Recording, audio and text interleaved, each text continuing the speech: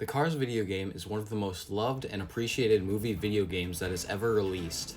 It has a lot of charm and character, so it's no wonder why it got sequels before the second Cars movie even came out.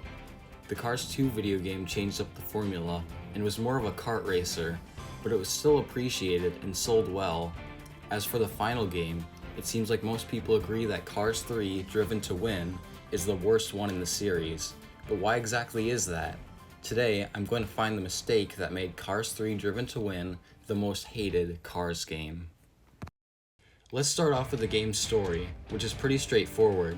You start off as Lightning McQueen racing against Doc, Smokey, and the other legends through Thomasville as the game gradually introduces the basic controls. You eventually discover that none of that actually happened, and it was all just a simulation. Lightning then gets pulled into Chick's talk show, where Chick sets up a race between Lightning and Jackson Storm. Storm gives Lightning some time to train before they face off, and then you're sent into the main game. This game was developed by Avalanche, which also developed the Cars 2 video game.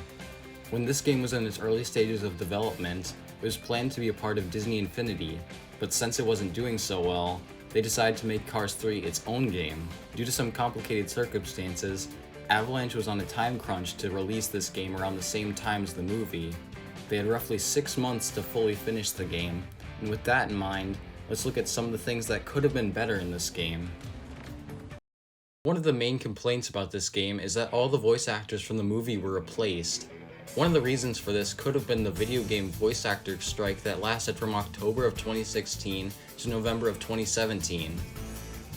Another complaint about this game that I've seen quite a bit is how the game looks on certain platforms. The game came out on Xbox One, PS4, Nintendo Switch, Xbox 360, PS3, and Wii U. I suspect that this game was developed with the PS4 and Xbox One in mind, and was later downscaled for the weaker hardware. I played through the Xbox 360 version, and I never really had a problem with how it looked, so I guess it could just be preference. There's some notable cut content in this game that I thought was worth mentioning. First off, there was supposed to be an opening animation of Lightning, Cruz, and Storm racing before cutting to the title screen. It didn't make it into the final game, but you can actually watch it here on YouTube. Some other pieces of cut content include these early menus and loading screens. I thought it was pretty interesting to see these early designs. There are 9 different music tracks that didn't make it into the final game, except for one which can be played using a neat trick which I'll show later. I'm not going to go over every track, but I will go over some that I thought were noteworthy and how they could potentially have been used.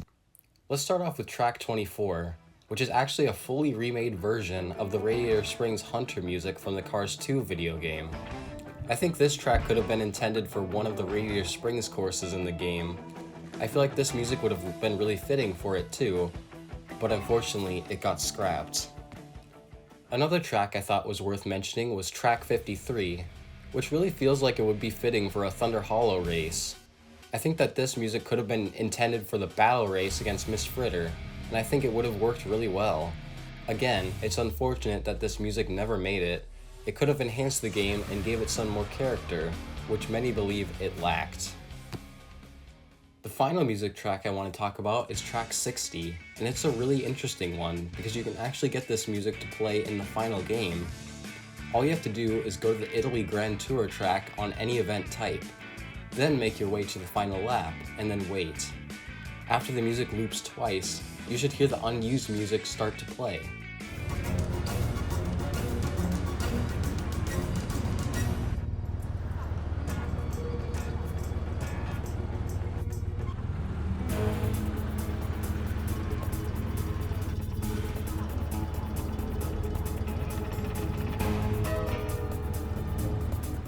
If you recognize this music, it's actually the Spy Hunter music from the Cars 2 game sped up.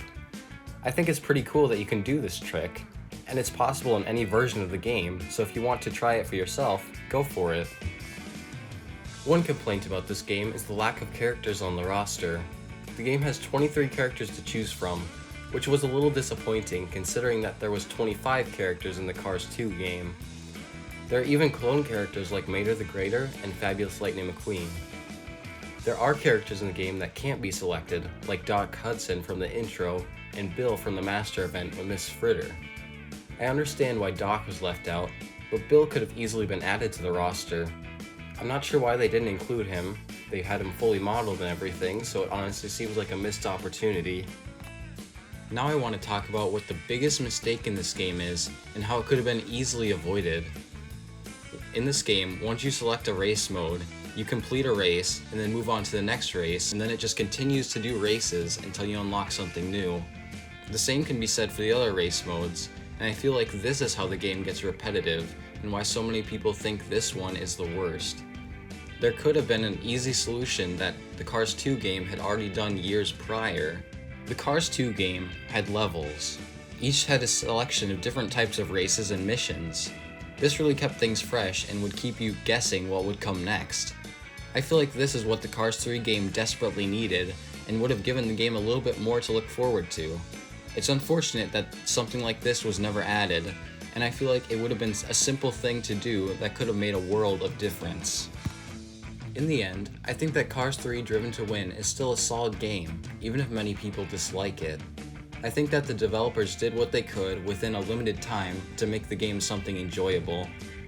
This game was one of the last Disney movie games to be released, and after learning about everything that happened during development, I'm glad that this game was released and played by many Cars fans. Someone even called this game their favorite, and I think that really says something.